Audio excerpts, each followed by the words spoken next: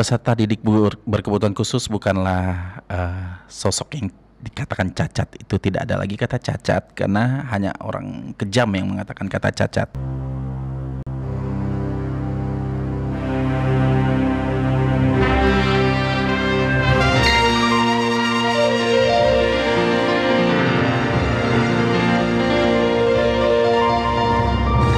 Mau tanya orang awak, disiko tampeknya.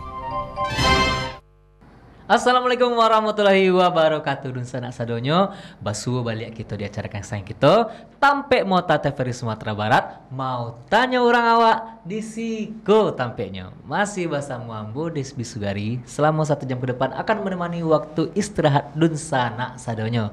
Sambil menemani waktu istirahat sanak, sambil makan, sambil istirahat. Nah, kita dengarkan cerita-cerita kita bersama seorang tokoh inspiratif dari Ranah Minang. Iko adalah seorang guru sekolah luar biasa. Mari kita perkenalkan saja, yaitu Uda Gilang Dinanda. Assalamualaikum.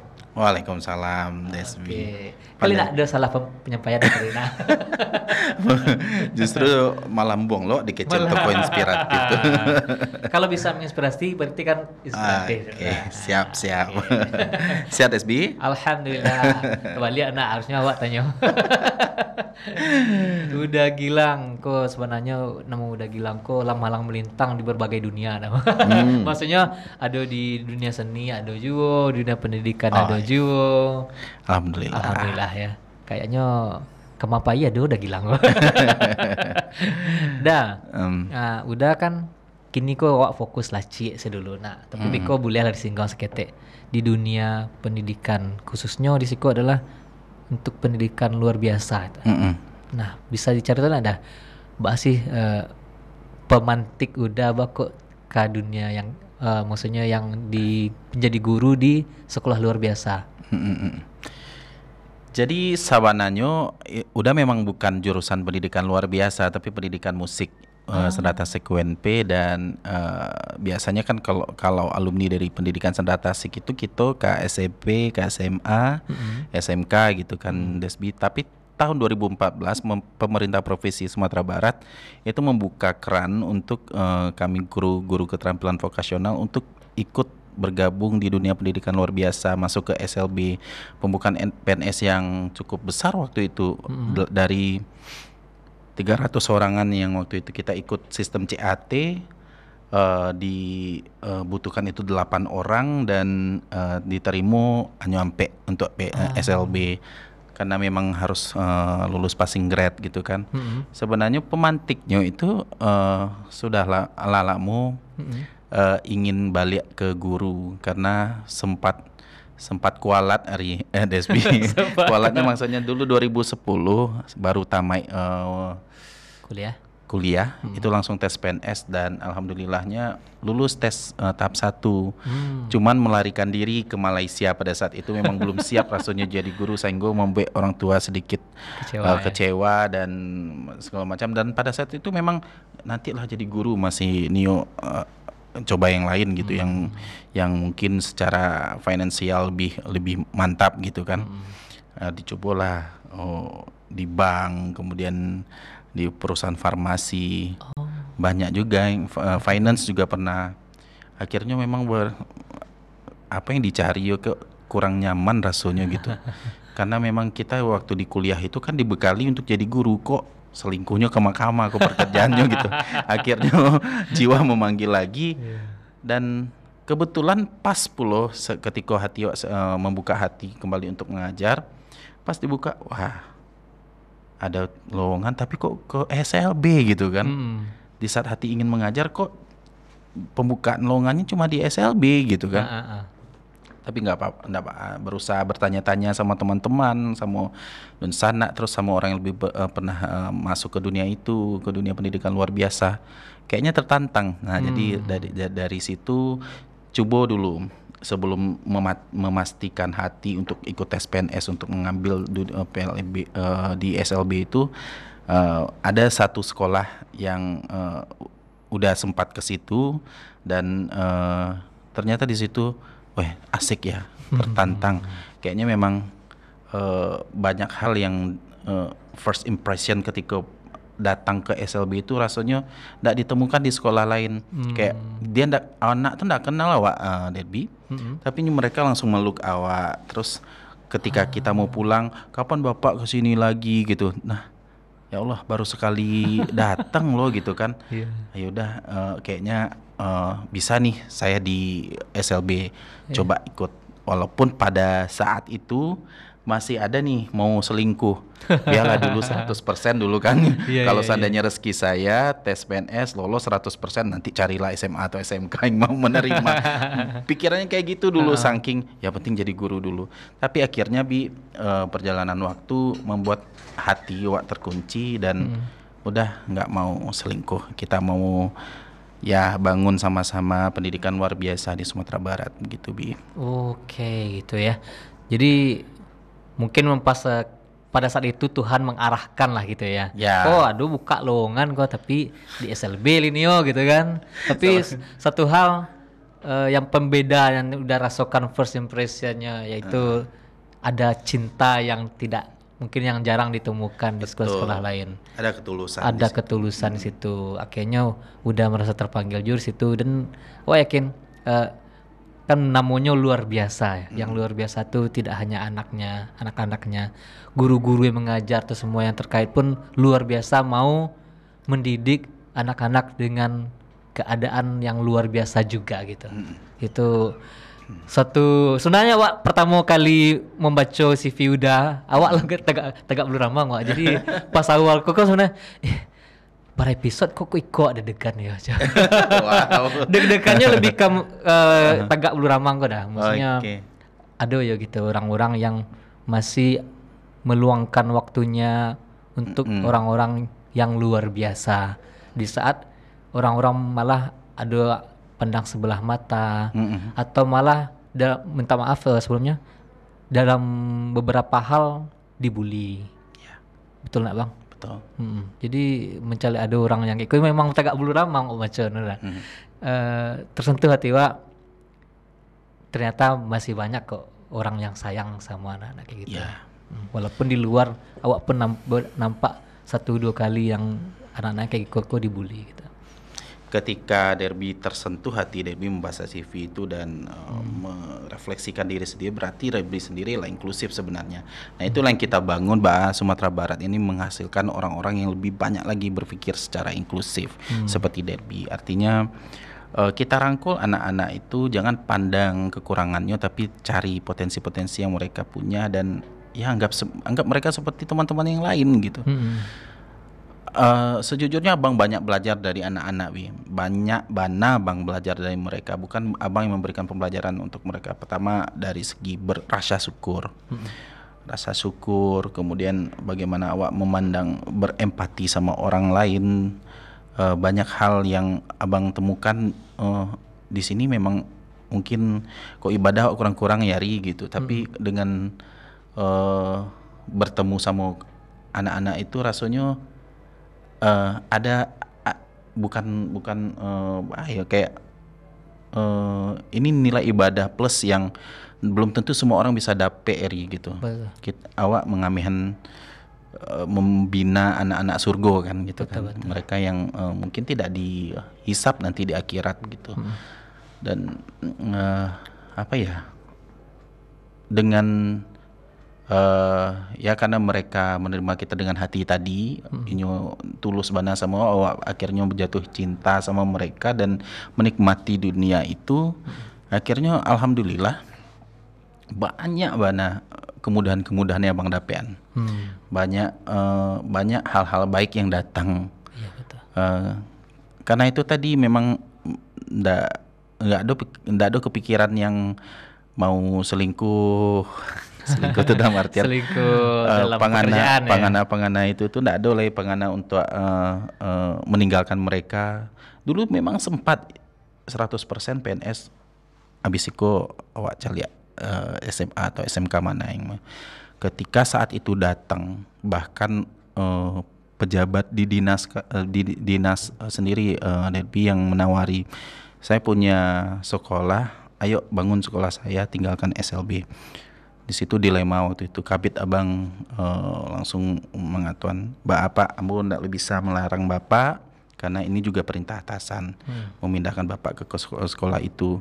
Tapi kalau bapak sendiri hati bapak yang tidak mau meninggalkan Iko, berikan pengertian sama pejabat atasan kita. Kita masih nyaman di sini. Disampaikan lagi tuh sampai sekarang. Alhamdulillah. Tapi memang betul Bi, tidak semua orang yang masih ada beberapa orang yang memandang bukan hanya anak luar biasa itu yang sebelah mata, tapi juga memandang guru-guru sekolah luar biasa itu juga kadang-kadang guru SLB gitu kan, guru SLB gitu. Tapi itulah. Kadang ketika kita tidak menyelami sesuatu, hanya melihat cover dari luar, kita tidak tahu rasa makanan itu seperti apa gitu. Betul. Oke.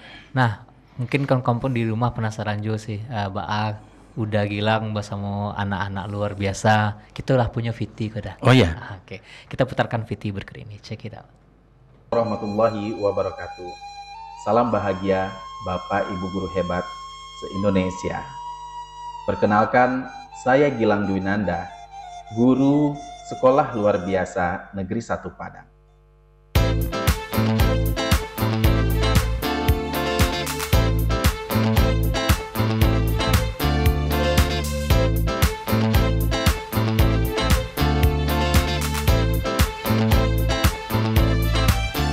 Literasi teks fiksi. Kita tekan literasi teks fiksinya. Selamat untuk bekerja sama. Ingat, semuanya harus berkontribusi. Tuprak.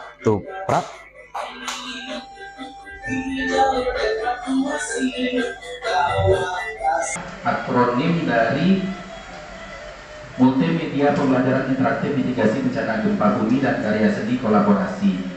Asik, lindungi kepala. Bisa gerakan ibu tadi jika ada gempa. Lah menyuruh tapi nan tanpa jual. Sagalo mato memandang denai. Antah hibo, antah gunjang nanti bo. Nanjale hati denai taibo.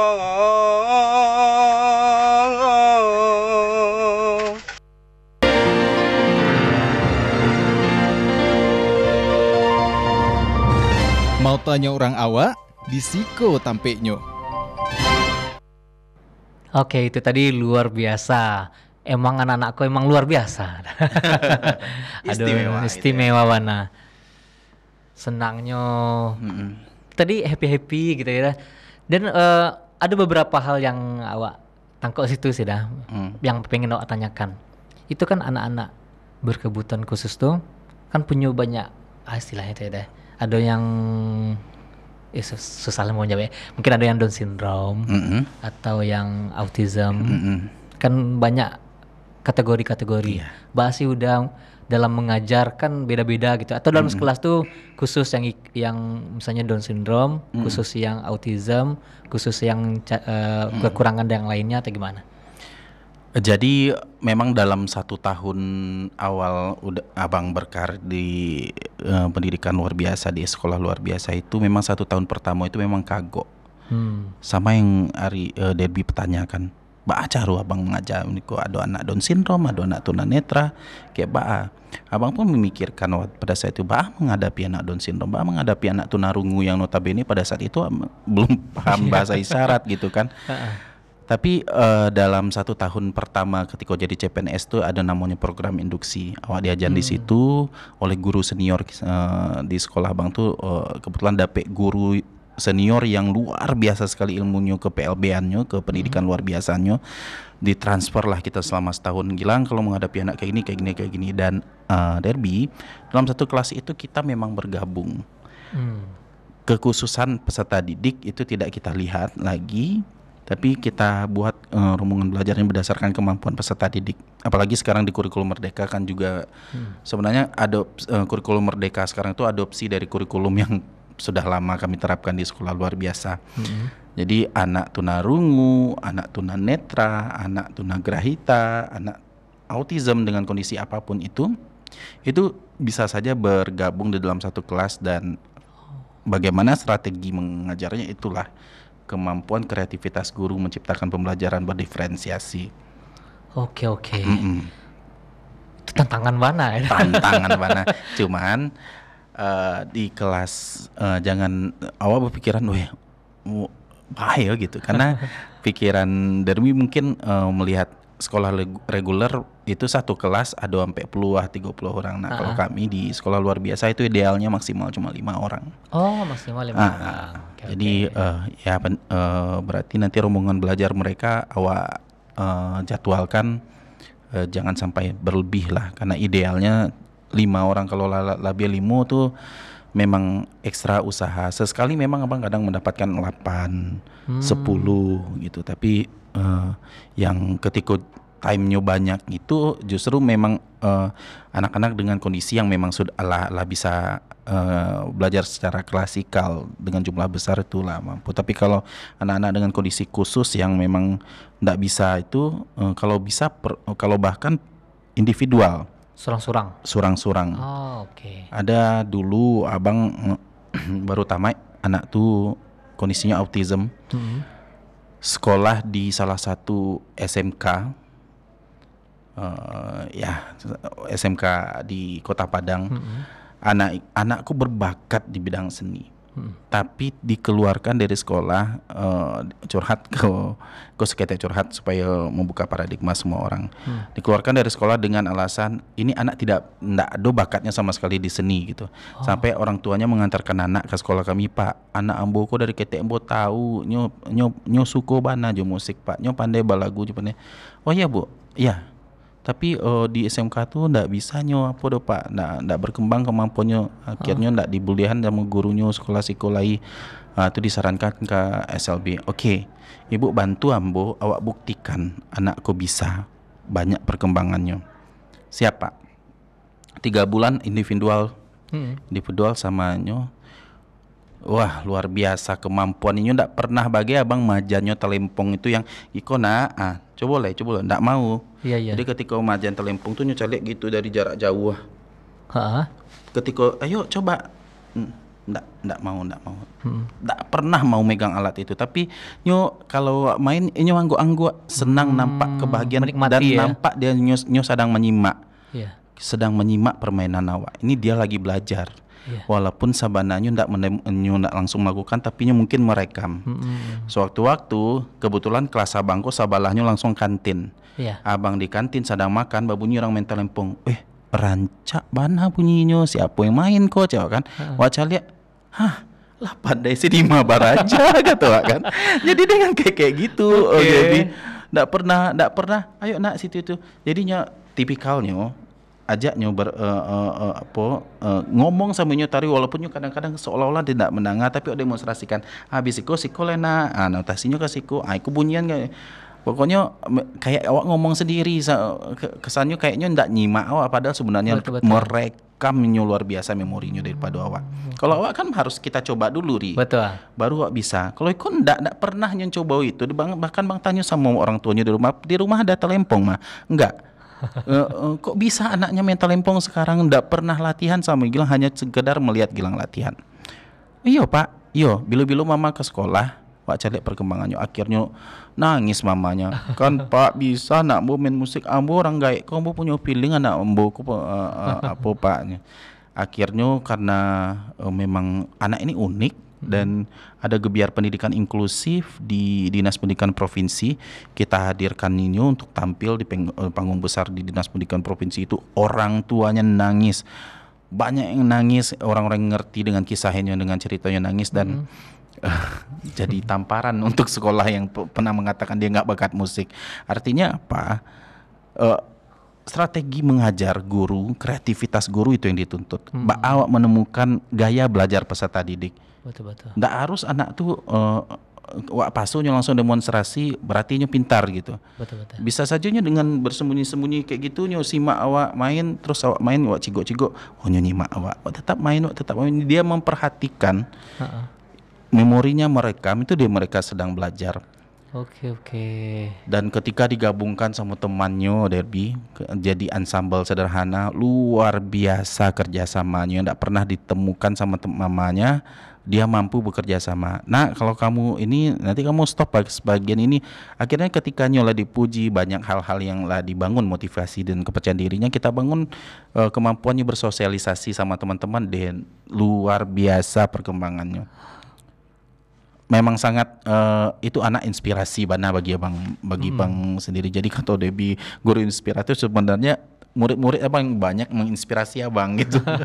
Ini luar biasa anaknya, dan orang tuanya memang kesuksesan pendidikan itu kan bagaimana orang tua bekerja sama dengan guru di sekolah dengan program yang kita buat.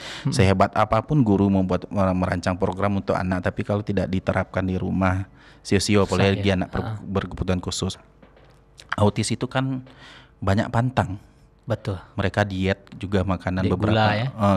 Ya gula dan juga terigu juga susu gitu-gitu kan. Kadang kalau orang tua yang paham itu betul-betul jaga itu. Kalau abang justru bersyukurnya setiap anak yang masuk di kelas minta kerja sama orang tuanya nurut. Beberapa kawan-kawan terhalang masalah itu. Ya awak kamu memajukan anak, tapi kalau orang tua tidak bekerja sama, balai pak ndak kamagiannya goreng bakwan, menangisnya kajang-kajang ndak mau painya do dari sampai bakwan tuh pak. Akhirnya bagi coba bakwan itu luar biasa racunnya bagi anak autis itu kan, terigunya banyak, ketapuang sesi itunya. Nah ketika habis makan itu tuh kan hiperaktifnya muncul banyak lah, tergantung anak juga sih Derby. Itu menetralisir, membuang racun-racun tadi itu ndak dalam waktu yang singkat, apalagi kalau kita kasihnya tiap hari. Bilo resiko efek dari autismenya tuh berkurang kalau awak pupuk racunnya gitu. Iya, betul. Dia bisa berkurang, dia tidak akan sembuh kalau autism, tapi dia dampaknya terhadap anak itu bisa berkurang kalau kita bisa bantu dia diet, kita bantu dia edukasi positif untuk dirinya gitu. Oke, gitu. Betul. Beberapa kamap. Lanjut.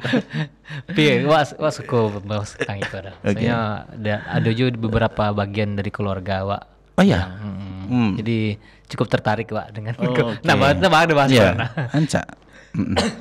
Bukan emang ada juga yang anak-anakku yang orang tuanya ngeh lah tentang mendidik anak dengan kondisi khusus kayak kau, terutama yang autism. Ada yang diet gula tapuang tadi kan, ada diet garamnya guys, semacamnya. Ternyata makanan tuh pengaruh ya terhadap itu untuk anak ya. Terus kalau misalnya yang Down syndrome pun kayak gitu nah. Down syndrome itu ya tergantung ahli gizi yang lebih tepatnya Debbie. Tapi kalau autism itu memang rata-rata semua anak memang harus diet. Harus diet ya. Oke. Terus kalau misalnya contoh ya, aku pengen penasaran sih. Kan udah ngajar kok. Yang kan cukup bisa dikecian random lah gitu dah. Ada yang autis, ada yang tunanetra, ada yang misalnya tunarungu. Itu kalau ngajar gimana tuh dah? Itu yang dinamakan pembelajaran berdiferensiasi. Dan kalau untuk anak-anak dengan kondisi yang butuh pembelajaran individual seperti yang udah katakan tadi, itu memang tidak bisa belajar bersama individual. Tapi kalau yang sudah bisa bersama tim, itu biasa sih kayak mengajar biasa. Cuman ketika kayak awak dengan anak tunarungu, itu harus awak bantu dengan lip reading. Reading itu bagaimana anak membaca gerak bibir gurunya. Kalau abang bukanlah orang yang mahir dengan bahasa isyarat, walaupun sebenarnya bisa paham dan bisa mentransfer juga, tapi tidak begitu lancar. Cuman lebih nyaman mengajarkan anak itu untuk lip reading. Jadi kalau kami di SLB Negeri 1 Padang, bagaimana supaya anakku bisa menjadi anak yang mampu secara visual menangkap bahasa dengan membaca gerak bibir lawan bicaranya saya gitu. Jadi ketika kita mengajar itu memang buka mulutnya kalau ada anak tunarungu di dalam. Apa kabar? Oh gitu. Sehat? Bapak mau tanya, memang energinya ekstra, Oke. tapi memang seperti itu. Kayak gitu ya. Walaupun tanpa bahasa isyarat. Ya, kalau awal-awal kalau bagi anak yang belum mampu baca gerak bibir, memang kita harus pakai bahasa isyarat. Walaupun bahasa isyarat yang mereka pahami sendiri. Betul. Karena anak-anak yang jenjang dasar pastinya mereka Punya cara sendiri ya? sama dengan kayak awak Debbie, awak besar dengan bahasa isyarat yang tumbuh di keluarga dengan bahasa yang tumbuh di keluarga awak. Betul. Bukan bahasa Indonesia yang baik dan benar sesuai ejaan yang disempurnakan. Betul. Bahasa isyarat pun seperti itu. Nyo di rumahnya kan lalu gitu. Saya kan diajar sama orang tuanya. Ketika di sekolah kan enggak pakai bahasa isyarat yang seperti itu lagi. Mereka belajar ulang yang bisindo ataupun sibi. Mereka bingung lagi kalau Senin di bahasa awak Senin, Selasa, Rabu, Kamis, Jumat, Sabtu, Minggu. Kalau di bahasa tunarungu sudah lain lagi caranya diajarkan dari awal itu. Nah, itu butuh kerjasama yang besar bersama orang tua. Betul. Karena untuk lip reading itu sebisanya awak menggunakan bahasa Indonesia yang baik dan benar supaya anak bisa kemanapun nyopai, anak paham dengan baca gerak bibir awak. Nah, bahayanya anak orang tua awak aku banyak yang tidak pandai bahasa Indonesia. Nyo, Allah makan, Allah beda lagi di kepala ya. Allah ini apa?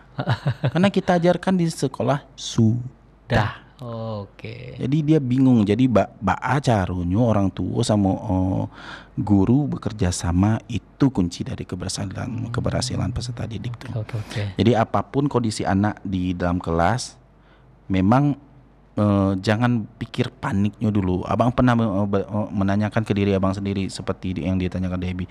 Bang buka majan di kelas kok beko sobok ya nak tunarungu di dalamnya, ada anak Down syndrome, ada mengalir senyo.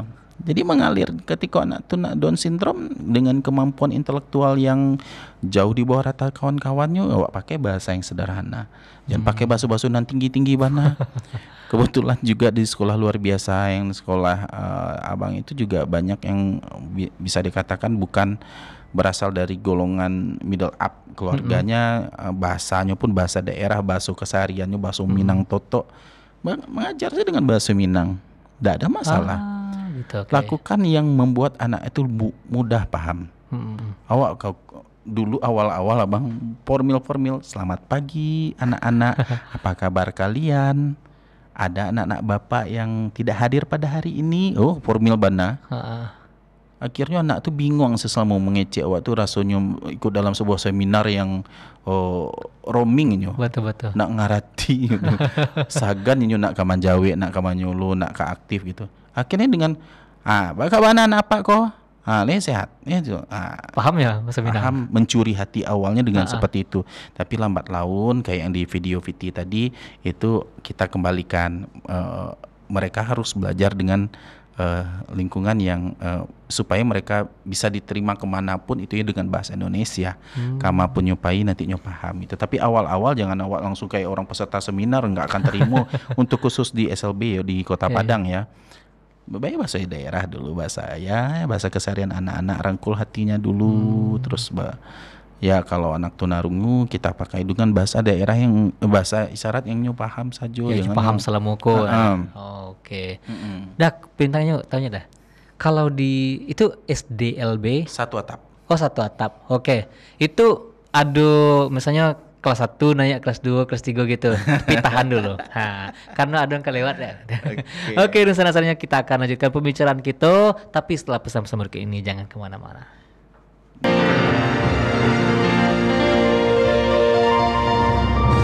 Mau tanya orang awak, di Siko tampeknya. Oke, kembali lagi kita di Tampe Mota TVRI Sumatera Barat. Mau tanya orang awak di Siko tampeknya. Nah, kita akan lanjutkan pembicaraan kita bersama Uda Gilang. Tadi kan terpotong seketik gitu. Tadi mau bertanya, kan ada jenjang kalau di sekolah biasa nah jenjang-jenjangnya kelas 1 naik kelas 2, kelas 6, kok tamat SD, masuk SMP. Kalau di SLB sendiri ada? Iya, sama. Ada kelas 1, 2, 3 sampai SMA LB kelas 2 balik. Dan itu anak-anak memang tak pernah tinggal kelas awak di sekolah luar biasa. Cuman hadirnya kurikulum merdeka kini kan awak sekarang tak membahas masalah kelas lagi, tapi membahas fase namanya. Kemampuan peserta didik awak tuh kita betul-betul awak upgrade sesuai dengan fase di mana kemampuan mereka berdasarkan hasil asesmennya. Jadi ada kalau di SLB itu unik, ada anak yang umur anggaplah secara usia mentalnya sebenarnya di kelas 12 atau kelas 3 SMA gitu ya. Itu tapi kemampuannya ternyata masih di fase B atau fase A. Fase A itu setara dengan anak kelas 1 di kelas 2 di SD. Atau anak kelas 3 juga kelas sampai di SD untuk fase B. Nah itu tuh tidak pernah kita tinggal kelaskan, cuman pemberian perlakuannya memang harus berikan pembelajaran yang sesuai dengan kemampuannya tadi. Walaupun yang kelas 2 balik itu yang luar biasa memang PR guru SLB itu Debbie. Jadi kadang di kelas 2 balik itu ada anak yang alah usianya secara kalender itu memang sesuai dengan kemampuannya. Kelas 2 balik itu semestinya ala di fase F ya. Ada sebagian kawannya yang masih di fase B atau fase C. Berarti kan beda tuh tingkat kesulitan materi pelajaran yang harus mereka dapatkan. Nah itu yang namanya pembelajaran diferensiasi sekarang. Bagaimana strategi guru mengajar anak dengan kondisi yang berbeda-beda di kelas, bisa merancang strategi pembelajaran yang beda, mungkin diferensiasi kontennya, materi yang diajarkan. Kemudian ada diferensiasi proses lagi, ketika si A melakukan ini, si B melakukan ini. Si C lain lagi yang nyokrajon di situ, prosesnya jadi beda. Nah, produknya pun akan berbeda nanti. Berarti intinya kayak di diferensiasi kok bukan membeda-bedakan tapi treatmentnya beda. Kalau misalnya kayak kok treatmentnya. Kalau si B dengan kemampuan kayak Eko lo cara menanganinya kayak gitu berarti ya. Sama dengan kayak orang tua mendidik awak di rumah. Mendidik C 2-3 anak kan beda-beda karakternya tuh, beda-beda kemampuannya, tapi dalam rumah yang sama, saat yang sama, orang tua pandai membina awak. Akhirnya anaknya tumbuh dengan sesuai dengan kapasitasnya masing-masing, ada perkembangan. Nah itu sebenarnya arti adil yang sebenarnya. Itu dia, adil kuncinya. Adil yang sebenarnya. Bukan sama berat, bukan sama ilmunya. Itu dia, itu kuncinya. Kalau dulu awak ngejar materi, ngarati nak agih saya materiku dulu. Nanti lanjut nak ngarati dulu, yang penting materiku selesai. Dicari hasil asesmen atau evaluasi anak pas ketika ujian, anak kurang paham, remedial lagi. Padahal sebenarnya anak tuh lah bersusah payah untuk mendapat nilai itu memang karena belum sampai ke situ ilmunya gitu. Masakan materinya sampai ke situ gitu. Siap. Sebenarnya tadi kau tanya tuh. Tantangan besarnya kalau mendidik anak-anak luar biasa kayak gitu. Memang berbicara tantangan itu, awak melihat karakteristik unik tadi itu yang paling menantang mana dalam mengajar di kelas. Apalagi ketika dalam kondisi dengan kondisi anak yang berat. Kayak ada anak autis yang suka tantrum di sekolah kami, yang destruktif ya, suka menghancurkan benda-benda gitu. Dulu pernah juga menghadapi anak tunalaras yang mabuk menampak kawannya, menempeleng kawannya. Kalau tunalaras itu kan anak yang luar biasa madanya, memang sosialnya memang rendah bana gitu, social intelligence. Itu memang perlu diperlakukan secara khusus di sekolah luar biasa yang khusus juga sebenarnya. SLB juga, tapi ada SLB kok yang betul-betul sudah mahir untuk melayani peserta didik dengan kondisi itu. Dan pada saat itu karena terlampau banyak anak-anakku yang lah jadi korban bullying dia gitu kan, banyak orang tua yang sudah protes. Bersyukurnya orang tua si anak mau menarik anaknya dari sekolah karena sudah banyak mencelakakan anak orang lain dan ini memindahkan anaknya di sekolah yang khusus untuk melayani anak anak yang dengan kondisi tunalaras tadi. Memang ada beberapa sekolah yang sudah mahir dengan itu dan awak kan tidak bisa mengeluarkan anak ya. Mau dikeluarkan anak itu mau kemana lagi dia sekolah? Betul. Bisa mengeluarkan ini kamu juga sekolah lain gitu. Nah, akhirnya itu alhamdulillah ada inisiatif orang tuanya untuk itu. Terus tantangan yang lain zaman sekarang kan zaman digital. Banyak hal yang bisa kita berikan manfaat digitalku ke peserta didik. Banyak juga yang tidak bisa kita berikan kalau itu tidak dikelola dengan baik, karena anak sekolah luar biasa filternya pasti harusnya berpuluh kali lipat daripada kawan-kawan regulernya gitu kan. Segala tontonan itu belum tentu itu baik atau buruk, ini bisa jadi langsung menirukan gitu. Nah, itulah tugas kami para guru sekarang, bagaimana untuk menuntun peserta didik itu menggunakan media teknologi, memanfaatkan teknologi itu memang betul-betul sesuai dengan kebermanfaatannya yang banyak untuk peserta didik itu. Jadi hal-hal yang sifatnya tidak baik itu kita minimalisir gitu. Oke. Itu tantangan Bana kini. Banyak ya, apalagi bullying. Betul. Itu kan karena tontonan secara bebas, banyak adegan sinetron yang membuli ke temannya, adegan film ataupun bahkan kartun sekalipun ada yang membuli-buli itu, dan itu anak-anak itu menganggap itu hal yang wajar, praktekkan dengan kawannya di sekolah gitu, dan padahal itu tuh kan sebenarnya tidak baik. Filter-filter seperti itu yang harus wak jago sebagai guru, dan mudah-mudahan banyaklah nanti teman-teman guru yang juga berpikiran seperti itu. Jadi emang anak-anakku ada beberapa karakter lah saya. Jadi kalau misalnya dengan teknologi pun ada memfilter kan emang paling susahnya sih itu ya. Karena teknologi kan bebas bana dah. Kalau tiba di ada aplikasi yang video, ada pilihannya yang untuk kids. Bahkan untuk kids sendiri ndak lo kids bana gitu. Betul. Oke. Kini media sosial, saya buka Facebook kadang muncul iklan yang 18 tahun ke atas kan. Betul. Hal-hal seperti itu kan carunya upaya awak itu pemerintah juga harus memperhatikan itu, memblokir iklan-iklan yang tidak pantas, karena media sosial itu bukan digunakan untuk orang dewasa saja gitu kan. Betul. Di Facebook itu paling ngaco tuh yang muncul yang iklan-iklan yang ini kalau anak yang punya akun ini kacau ini gitu kan. Oke. Nanti dah kodenya kelewat boleh dah. Oke, sana-sananya kita akan lanjutkan pembicaraan seru kita bahasa muda Gilang, tapi setelah pesan-pesan berikut ini. Jangan kemana-mana. Mau tanya orang awak, di Siko tampeknya.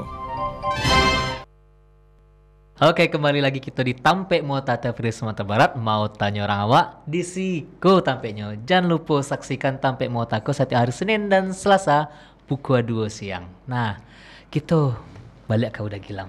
Nah, udah kan di dunia pendidikan khususnya yang di luar biasa aku dah.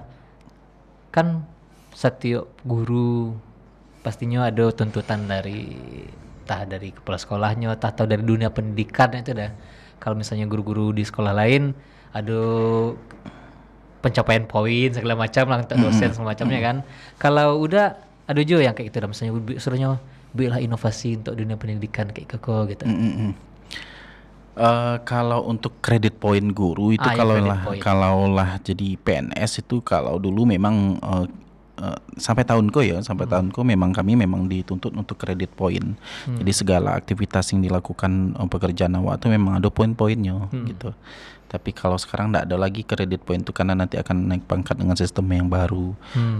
Itu tadi kalau mau jadi guru yang biasa-biasa saja, sebenarnya dengan cukup mengajar di kelas seperti mengajar pada umumnya tanpa berkarya pun udah aman gitu. Tapi kalau Kalau Datang tipikal ngajar pulang ada. datang ngajar pulang kayak gitu kan banyak yang kayak gitu. Betul. Tapi udah memang suko membuat hal-hal yang baru, jadi itu yang membuat salah satu poinnya tuh capek daripada kawan-kawan tuh naik gitu untuk kredit poinnya dan ya memudahkan untuk naik pangke. Kemudian juga hal yang baik yang udah kecian tadi itu di saat awak nggak ada niatnya untuk apa-apa membuat karya di sekolah luar biasa itu ternyata beberapa tahun udah jadi guru di situ hadir banyak lomba. Wah, 2 tahun 3 tahun atau tahun kebara tahun 2019 udah yang panen lomba itu 2004 balik udah mulai di SLB 1 Padang berkarya 2009 balik 2 lomba. Masukan salah satu lomba, alhamdulillah menang juara 1 tingkat nasional. Itu lomba pertama kali yang yang juara 1 tingkat nasional. Itu lomba apa dah? Menulis artikel kesiapsiagaan bencana gempa bumi. Oke. Siap. Itu yang udah buat lagu, terus Kiniko yang udah sedang kembangkan dalam kegiatan pembatik ya, pembelajaran berbasis teknologi informasi dan komunikasi. Itu tuh udah kembangkan lagi karyanya membuat multimedia pembelajaran interaktif. Kemudian juga ya disesuaikan dengan kekinian lah. Betul. Nanti outputnya ke TikTok supaya pesan lagunya lebih banyak dan orang banyak menjadikan tarian itu jadi ice breaking. Itu banyak kalau di dunia pendidikan cukup banyak yang sudah antusias untuk melakukannya gitu. Okay. Banyak kegiatan-kegiatan seminar, BIMTEK itu sudah makai ice breaking kami gitu. Ya, itu udah diciptakan. Udah yang ciptakan. Di tahun 2019 itu juga Debbie itu kan lagi viralnya si Upia Isil. Tak tuntuang itu. Nah, udah bikin aransemen lagu Tak Tuntuang itu versi anak sekolah luar biasa. Pada saat itu nggak tahu bakal ada lomba tingkat Asia Tenggara. Wih, ASEAN. Jadi lomba guru inovatif ambil bidang musik. Iseng-iseng masukkan lah. Coba. Kironyo alhamdulillahirabbil alamin mewakili Indonesia dan menang lo juara 1. Di ASEAN juara 1. Asia Tenggara ya. Nah, itu karena mengusut si Tak Tuntuang aransemen Tak Tuntuang itu kan Asia Tenggara cukup terkenal cukup familiar sama juri juga siapa yang nggak tahu gitu kan Tak Tuntuang itu. Jadi dibuat versinya versinya lebih sederhana, lebih kan Tak Tuntuang itu berawal dari suara, musik tambua, tak tum tum, tak tum tum, tak tum tum, tak tung tuang, tak tung tuang gitu. Itu yang kita kembangkan. Itu dasar awal sebenarnya Tak Tuntuang itu menurut versi saya. Terus dihadirkan lagunya segala macam. Sampai orang pikir kok bisa lagu sesederhana itu jadi lebih sederhana tapi lebih kena ya. Lebih asik karena dimainkan oleh anak berkebutuhan khusus seperti itu kan, dan itu yang membuat juri-juri ketika abang diseminasi karya itu di tingkat ASEAN itu mereka sangat tertarik. Apalagi kunci dari seorang guru itu jangan berhasil menciptakan pembelajaran di kelas saja, Gaby. Bagaimana kita pun membawa peserta didik ini keluar dari zona nyamannya. Jadi pada saat itu tantangan yang abang lakukan, cari panggung-panggung pertunjukan yang bisa anak awak tampil, walaupun tidak dibayar tapi mereka bisa diapresiasi. Maksudnya tidak dibayar profesional tapi mereka diapresiasi. Jadi abang juga nggak mau anak-anak awak tampil lah perai-perai gitu. Iya. Setidaknya ada apresiasi untuk anak-anak awak tuh nyo dianta, dijapui, tuh lagi lanjut seketek. Walaupun tidak dibayar profesional. Karena bagi abang yang penting membuat mereka tuh mendapatkan pengalaman-pengalaman menjadi seniman lah gitu. Betul. Bah sih tampil di muka orang rami, bah tampil di orang barale, bah tampil itu akhirnya dengan promosi ada beberapa yang waktu itu anak tampilkan, termasuk yang waktu yang abang cerita tadi yang anaknya menangis orang tuanya ketika anaknya tampil di dinas pendidikan itu panggung besar. Nah, itu salah satu pencapaian yang tingkat Asia Tenggara itu yang memang wah, ternyata dengan mengabdi di sini banyak hal baik yang datang gitu, dan itu yang membuat abang kini sering berbagi praktik baik yang abang lakukan. Kebetulan juga di kurikulum Merdeka aku ada narasumber berbagi praktik baik namanya. Itu tuh adalah mereka yang sudah lulus karyanya di mata kurator lah. Mereka-mereka yang sudah mengimplementasikan kurikulum Merdeka dan berbagi praktik baiknya kepada teman-teman. Itu tadi viti-viti yang abang keliling-keliling kemana-mana itu tuh menjalankan tugas sebagian harus berbagi praktik baik, karena kurikulum Merdeka ini kan sesuatu yang baru. Iya betul. Itu memang harus kita kita dukung bersama. Betul, kurikulum baru dan emang itu harusnya gitu menurut Abang. Ya, menurut abang memang betul. Walaupun banyak versi di luar sana orang tua yang masih belum paham sebenarnya tahap apa sih kurikulum kini, nak bandiku, nak mode itu, nak mode itu. Tapi sebenarnya kalau versi abang sama dengan yang seperti Gaby, kalau wak cali ya, itu yang wak harapkan dari lama sebenarnya. Ini kok balik abang cerita versi abang pribadi ya. Itu abang sekolah dari kelas 1 sampai SMA itu tidak pernah keluar dari 3 besar. Juara tadi. Apalagi kelas 1 kalau SD itu juara 1 tadi. Ya. SMP adalah juara 3, juara 2, mulai agak puber kan. SMA sempat keluar dari 3 besar karena dapat nilai kimia angka 6. Sekali itu dapat nilai angka 6 di rapor. Karena abang menurut abang 6 tuh dapat nilai paling rendah. Nilai paling buruk gitu. Itu kenapa? Karena mendapatkan guru yang nyusa tahun lagi pensiun. Awak baru lo kan mencoba kimia tuh. Mengecek salah cek angoknya. Awak pada saat itu tuh ala kimia aku nak ngerti kales orang tua nak ada biaya. Akhirnya berusaha belajar sendiri. Itulah namanya nilai cukup dia gihanam dek guru tuh. Dan pada saat itu bang berpikir andai bo nak do belajar kimia aku sampai kelas 2 pun bang nak ngerti aku nombo belajar kimia aku mantiku rumus-rumus tak paham. Akhirnya karena ya pandai-pandai jo kawan ya belajar pula lah awak pandai-pandai sama guru padahal awak nak ngerti pula apa ini gitu. Dapat nilai bol balik 6 kan 6 sen nilai kimia tu, padahal yang lain tetap tinggi. Itu emang buat itu ya jadi ranking 4 atau 5, tapi lain itu jauh lebih besar. Cuman kesalnya itu sejarah baru nih dapat ini 6 di nilai kimia. Dan parahnya lagi sebenarnya kata guru tuh nilai abang tuh 5. Nilai angku tuh 5 sebenarnya merah de ambo ibu angku rajin ambo lagi 6 ya. Kan sampai trauma bang dengan belajar kimia. Jadi dari kan sekarang anak-anak enak. Iya betul. Kalau di reguler mereka memilih mata pelajaran yang mereka inginkan. Kalau mereka tidak nyaman dengan pelajaran kimia, ini tidak perlu ngambil kimia. Betul. Lamanya lagi pembagian jurusan yang kayak awak dulu tidak ada. IPS, belajar IPS, abang orang IPA tapi suka IPS, abang suka biologi, fisika, Gaby. Tapi abang lebih menyukai akuntansi, abang lebih sukai ekonomi. Di saat itu harus meninggalkan kimia, harus meninggalkan fisika, harus meninggalkan biologi sehingga lo fokus jadi akuntan.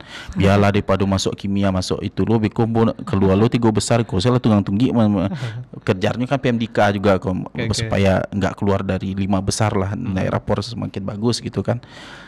Tapi itu tadi merefleksi andai kan ya ada pembagian jurusan IPA IPS itu tuh seperti yang dilakukan kini itu dulu mungkin terpenuhi lah hasrat belajar kita waktu sekolah dulu kan. Karena abang ketika memilih jurusan IPS, abang tak suka sebenarnya pembelajaran sosiologi, antropologi, yang gigi-gigi yang sosial itu, aduh, menghafal tuh tak tertarik doh. Menghafal tuh kurang tertarik. Ya namanya anak seni, kau menghafal tuh yang pasti salah gitu, nak mapal-apal tuh.